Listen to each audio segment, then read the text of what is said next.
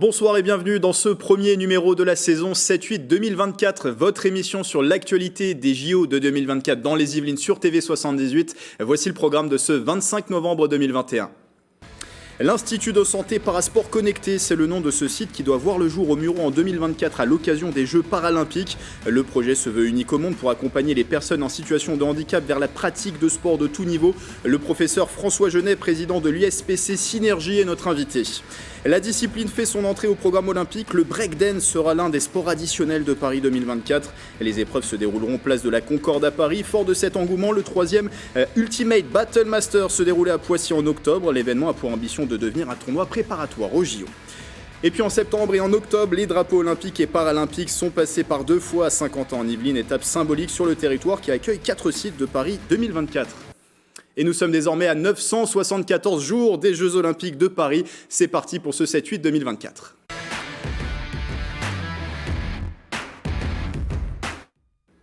Un chiffre pour commencer, 3,9 milliards d'euros, c'est le budget estimé de Paris 2024, à 97% financé par des ressources privées. Mais le soutien de l'État pour ces Jeux Olympiques à la mi-novembre a été validé. Les députés ont voté en ce sens l'article 39 du projet de loi Finances pour 2022. Le texte actualise l'engagement auprès du Comité international olympique et du Comité d'organisation des Jeux et introduit également une garantie générale de l'État, et ce dans le cas d'un déficit. Jusqu'à présent, la seule ville de Paris était responsable pour combler une éventuelle perte en tant que signataire du contrat de ville hôte. Et à moins de 3 ans désormais de ces JO, quelques points restent à éclaircir, notamment le lieu de la cérémonie d'ouverture. Le président de la République Emmanuel Macron avait annoncé un événement hors du stade, hors d'un stade et directement sur la scène. Et dans une interview au journal L'Équipe, Tony Estanguet, président de Paris 2024, a rappelé la nécessité de valider officiellement la faisabilité de cette cérémonie sur la scène. Il a indiqué s'être entretenu sur le sujet avec le ministre de l'Intérieur Gérald Darmanin sur les questions de sécurité. La volonté de l'ancien champion a acté le projet de cette cérémonie le 13 décembre prochain, date du prochain conseil d'administration de Paris 2024. Tant qu'on n'a pas le lieu, on ne peut pas commencer à recruter des gens qui travaillent sur des concepts. On ne peut pas multiplier des frais pour rien. Fin de citation, a prévenu Tony Estanguet.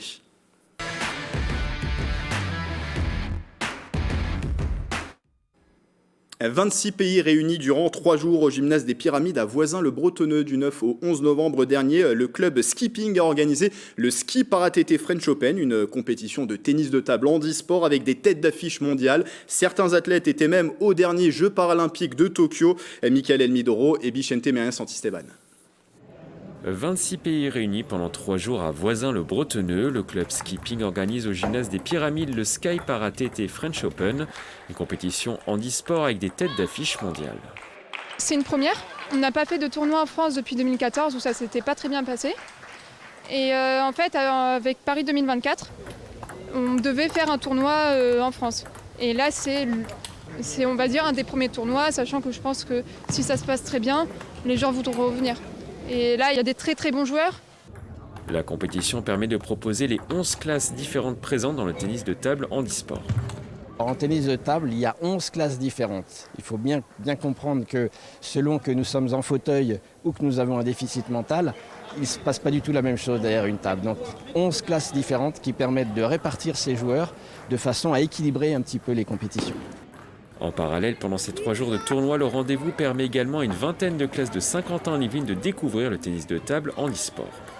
Quand des jeunes viennent, leur regard du coup change sur le handicap et sur leur capacité, quand ils seront plus grands, à faire en sorte d'accueillir la diversité. Donc pour eux, on a imaginé un événement et un parcours qui leur permet de voir les matchs, mais aussi de se mettre après en situation. La compétition se poursuivra jusqu'à ce jeudi 11 novembre. Si vous voulez assister à ce rendez-vous, l'événement est ouvert gratuitement aux spectateurs. Elle vise une médaille aux Jeux paralympiques de Paris 2024. La tenniswoman Pauline Déroulède se prépare en vue de l'échéance. Et début octobre, un cours à son nom a été inauguré. C'est au domaine de la Corniche à Rolleboise, un lieu symbolique pour la sportive qui s'entraîne à Feucherolles. L'hôtel-restaurant est un lieu où elle a l'habitude de venir en famille. Et c'est l'un des premiers endroits qu'elle a fréquenté après son accident en 2018. Elle a été fauchée par un automobiliste et a perdu sa jambe gauche. On l'écoute au micro de Michael Elmidoro. C'est la première fois qu'on baptise un cours de tennis à mon nom. Ça me fait très plaisir, ça me touche énormément parce que voilà, pour la symbolique, c'est plutôt sympa. C'est une première façon de marquer le tennis fauteuil, le tennis, mon sport depuis toujours. Donc moi je suis honorée vraiment. Handisport au cœur d'un dernier symposium, le dernier symposium sport santé de l'université Versailles 50 ans en Yvelines. L'édition 2021 se déroulait le 24 septembre dernier à l'UFR Simone Veil à Montigny-le-Bretonneux. L'occasion de présenter un projet d'envergure, l'Institut de santé parasport connecté, qui verra le jour au Murau en 2024. C'est le projet phare de l'UFR Simone Veil Santé de l'UVSQ, l'Institut en santé parasport connecté qui sera lui situé au Murau. Cet établissement prévu pour 2024 sera dédié au sport et handicap, une infrastructure spécialisée sur le suivi médical, la formation des professionnels de santé et la recherche et développement technologique. On est sur une dimension technologique, des exosquelettes, de l'orthèse, de la prothèse, des fauteuils roulants et également des aides techniques pour pouvoir pratiquer du sport. L'Institut, lui, sera la structure opérationnelle, le site, l'endroit, le carrefour où physiquement les gens se rencontreront, à la fois les chercheurs, les enseignants, les sportifs tout venant, les sportifs de haut niveau. Et donc c'est cette vie en commun, cet échange permanent qui sera source d'innovation. Des sportifs de haut niveau, des chercheurs, des professionnels de santé, tous sont rassemblés pour le 3e symposium sport santé de l'UFR Simone Veil de l'UVSQ. L'occasion chaque année d'échanger sur une thématique. Cette année, c'est le sport et le handicap. Le thème du handicap est un thème prioritaire et majeur de l'université et de l'UFR des sciences de la santé. Et donc c'est effectivement un thème dans lequel de nombreux projets scientifiques sont développés. En particulier l'Institut du sport connecté du professeur François Genet. Autre nouveauté présentée lors de ce symposium, la création du département universitaire de médecine des activités physiques et sportives. Voilà pour ce sujet avec la voix de Michael Elmidoro et qui a été réalisé par Patrick Jacques de Dixmude et Nicolas Dandry. On continue la discussion sur cet institut de santé parasport connecté avec mon invité, c'est le professeur François Genet. Bonsoir. Bonsoir. Vous êtes le chef de service médecine et réadaptation à l'hôpital Raymond Poincaré de Garches, professeur des universités. Vous étiez également le responsable de la délégation médicale paralympique à Tokyo 2020 et vous êtes aussi, et c'est pour ça qu'on vous a invité ce soir, le président de l'ISPC Synergie. C'est l'association qui porte ce projet, l'Institut de santé parasport connecté. Je le rappelle, son ambition, c'est d'associer la recherche, la formation et ce pour aider à la pratique du sport pour les personnes en situation de handicap. L'ouverture est prévue en 2024 sur le site de Becheville au Murau. Comment est née l'idée de ce projet ? L'idée est venue qu'on se rend compte aujourd'hui dans notre discipline, à force de suivre des personnes en situation de handicap, que l'espérance de vie ne fait qu'augmenter pour cette population, que la qualité de vie ne fait qu'augmenter également, et que cette population, finalement, souffre des mêmes maux que la population générale, à savoir l'hypertension, le diabète, l'obésité, et qu'il fallait également lutter contre ces fléaux, la notion de sport santé. Et on s'est rendu compte que les personnes en situation de handicap avaient des difficultés pour se mettre au sport et à l'activité physique, et qu'il fallait les aider, et qu'il fallait que la santé, qui est souvent la porte d'entrée à la pratique du sport, par le certificat d'aptitude, la réserve de pratique, s'empare de ce sujet et aide toute cette population à débuter l'activité physique et le sport. Il y a trop de freins aujourd'hui pour la pratique du sport de ces personnes en situation de handicap ? Forcément un petit peu. On se retrouve face à une somme de cas particuliers. C'est pas une population homogène. La formation en santé n'est pas suffisante pour que les médecins et l'ensemble des professionnels paramédicaux soient suffisamment performants pour pouvoir les accompagner. Il y a le maillage territorial qui est parfois un peu suffisant, et puis il y a toutes ces aides techniques, comment les avoir, comment les construire et comment les financer. Pourquoi la pratique du sport, aussi bien sur le plan sanitaire, social, mental, est-elle bénéfique ? J'ai envie de dire pour tout le monde. Pourquoi c'est bénéfique, la pratique du sport ? On a remarqué que finalement, dans notre pays, les stratégies de prévention étaient un petit peu déficitaires. En santé, on est meilleur quand on fait de la prévention que quand on traite. Ça peut paraître paradoxal. Et c'est vrai que l'activité physique et le sport réduit tous les risques liés au vieillissement, liés à la sédentarité, et que c'est le premier traitement que chaque Français devrait s'infliger pour pouvoir rester autonome et en pleine forme. Alors le projet de cette ISPC, si on tente de le vulgariser, on peut dire que c'est un INSEP du handisport, l'Institut national du sport, de l'expertise et de la performance, ou plutôt même un INSEP pour tous, parce que sa vocation, c'est de s'adresser à pour tous les sportifs de tout niveau. C'est pas que le sport de haut niveau, c'est aussi pour la pratique loisir. Je vous remercie, c'est exactement ça. Notre projet initial, à l'origine, c'est vraiment d'accompagner toutes les personnes en situation de handicap à la pratique du sport. Bien évidemment, on va jusqu'aux athlètes de très haut niveau et on se rend compte à chaque fois qu'on a des représentants forts de champions dans des disciplines, par ruissellement, eh bien, ça incite toute la population à pratiquer ces disciplines et à pratiquer du sport. Et l'objectif, c'est d'aider donc ces personnes en situation de handicap dans la pratique sportive avec 3 piliers, santé, recherche, formation. Concrètement, qu'est-ce qui va s'y passer dans cet institut ? Eh bien, écoutez, c'est un institut hospitalo-universitaire. Donc, l'idée, c'est d'abord d'avoir des consultations, des hôpitaux de jour, sur une approche qui est très transversale. C'est pas le médecin et puis donc avec des ingénieurs, avec des entraîneurs, avec des kinésithérapeutes, des ergothérapeutes, etc. L'idée est de se retrouver autour de ces pratiquants et de les aider à pratiquer, de les suivre médicalement. On n'a pas de recommandation de suivi pour ces personnes qui pratiquent du sport. Et c'est de voir comment aller jusqu'à la pratique du sport le plus longtemps possible dans le bien vieillir des personnes en situation de handicap. Et puis on sait aussi que le sport est pathogène, il peut abîmer les épaules, et donc ne pas induire un surhandicap à ces personnes qui vont vivre longtemps et qui risquent de perdre de l'autonomie s'ils se blessent. Il y a une dimension formation, je vous l'ai dit, formation des professionnels de santé, bien évidemment, avec un essaimage territorial le plus large possible, et puis de la recherche physiologique et essentiellement technologique. On s'en est rendu compte avec le Covid, il faut commencer par sortir de chez soi pour faire du sport, il faut se déplacer. Donc c'est les fauteuils roulants, les aides techniques, les exosquelettes, toutes les nouvelles modalités de déplacement. Et d'ailleurs, le site sera implanté à Becheville au Mureaux. Les Mureaux, c'est aussi le lieu où il y a un salon qui s'appelle Itonomie chaque année. Est-ce que ça s'est fait aussi comme ça, le choix de s'implanter à côté de ce salon qui, justement, aborde les nouvelles technologies au service de l'autonomie, justement? Oui, tout à fait. Notre partenaire principal, c'est le département, c'est les Yvelines, le conseil départemental des Yvelines. Et tout de suite, ils nous ont proposé de nous rapprocher du campus parce que, effectivement, il y a des synergies territoriales autour de Meulan-les-Mureaux qui seraient extrêmement profitables pour notre projet ainsi que pour e-autonomie. Et l'idée est de créer une vraie synergie territoriale autour de ce projet. Et le projet qui verra donc le jour officiellement en 2024, même s'il a déjà été lancé, il est sous éprouvette aujourd'hui à l'hôpital de Garches, c'est ça ? Exactement. On a voulu tester et ouvrir cette activité dès maintenant sur les 3 piliers dont on a parlé tout à l'heure, afin qu'en 2024, on puisse juste transférer cette activité et pas commencer à zéro, afin que pour les Jeux paralympiques et surtout pour la suite, tout soit déjà structuré, essayé et qu'on n'ait plus qu'à développer. Et là, l'objectif d'ici Paris 2024, c'est de profiter de l'engouement pour peut-être aussi attirer des financeurs sur ce projet ? Effectivement, c'est un projet très ambitieux et un projet ambitieux, il coûte toujours un peu d'argent. Un effort très très important a été fait par le département, mais nous cherchons encore des partenaires privés et publics pour nous aider à développer ce projet. Justement, le coût d'un tel projet, vous l'avez estimé ? Le coût est environ 30 millions d'euros. Donc il reste encore des financeurs à trouver, vous le disiez. Et je voulais aussi parler de ce label que a maintenant cette ISPC, c'est le label Héritage Paris 2024. Qu'est-ce que ça veut dire d'avoir ce label ?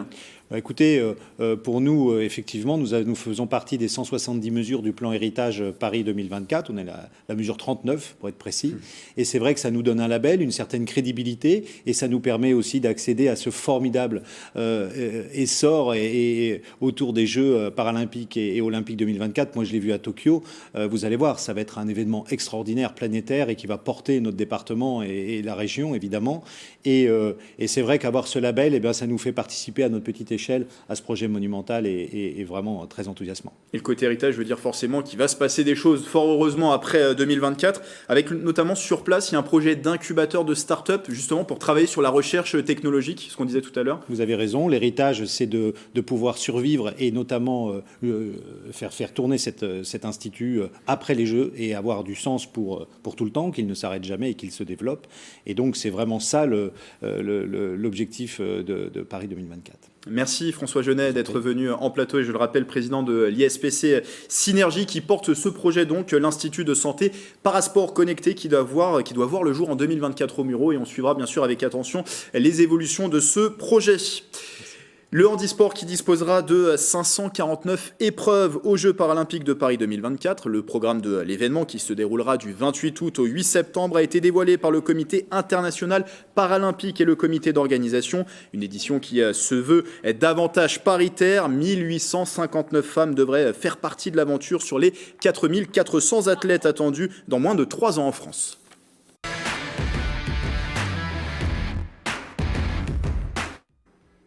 En 2024, les athlètes amateurs pourront se mêler aux professionnels dans le marathon pour tous. C'est une première dans l'histoire des Jeux Olympiques. Le 31 octobre, à pile 1000 jours de la cérémonie d'ouverture, près de 3600 coureurs ont ainsi pu défier une légende, Eliud Kipchoge. Il fallait battre le Kényan, 2 titres olympiques, recordman du monde sur 5 km. C'était la distance à parcourir. Pour y parvenir et se laisser un maximum de chance, le marathonien avait un handicap de temps et s'était lancé en dernière position. 1000 personnes ont réussi à décrocher leur dossard pour les JO. Pour ceux qui voudraient retenter leur chance, un nouvel événement de qualification, cette fois-ci sur 10 km, doit se dérouler avant les Jeux.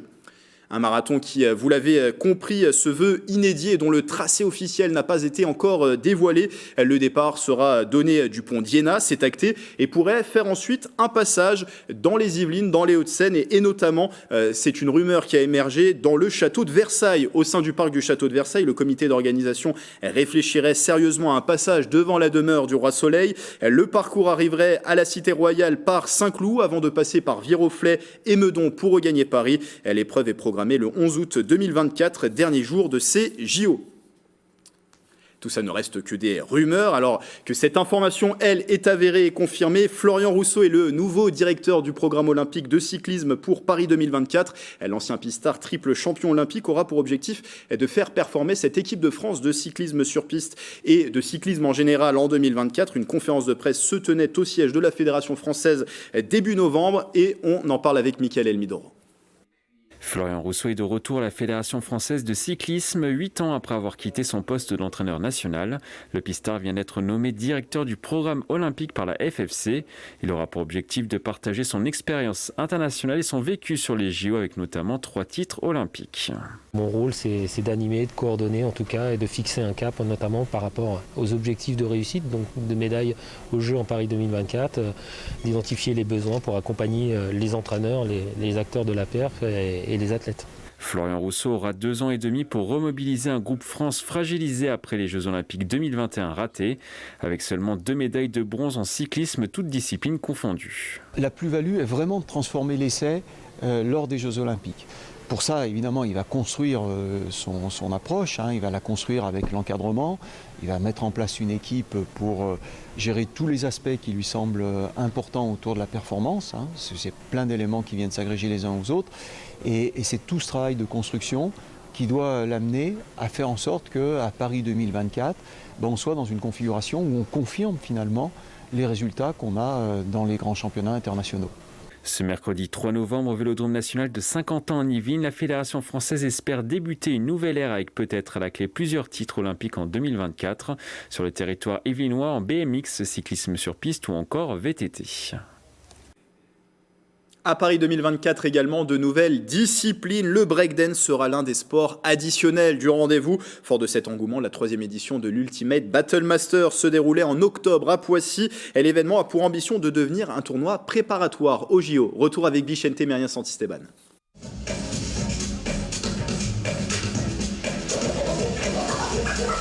Soirée de gala au forum Armand Peugeot à Poissy. L'Ultimate Battle Master, c'est l'une des compétitions émergentes du breakdance. Cette année, c'est une équipe française qui a remporté le titre.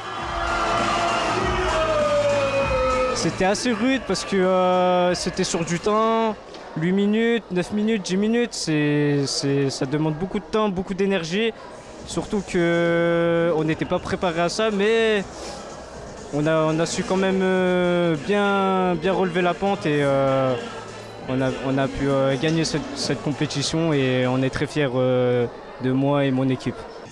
Une belle performance tant le niveau était élevé avec des équipes venues du monde entier. Ce qu'on a pu voir ce soir, ça fait partie de l'excellence mondiale.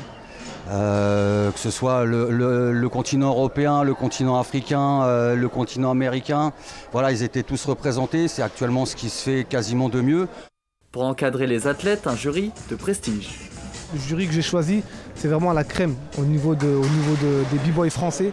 On a eu Khalil qui est champion de France, on a eu Lil Kev qui est triple champion du monde et on a eu Soso qui est une figure emblématique du b-boying français et qui est aussi champion de France. Donc et vice-champion du monde. Du côté des moins de 16 ans, l'Italien B-Boy Danger a gagné la finale face au Français Lucky. Je suis un peu déçu d'avoir perdu en finale, mais là je vais m'entraîner pour gagner la prochaine fois peut-être. Le breakdance étant désormais une discipline olympique, l'Ultimate Battle Master souhaite s'inscrire dans les tournois préparatoires en vue de Paris 2024.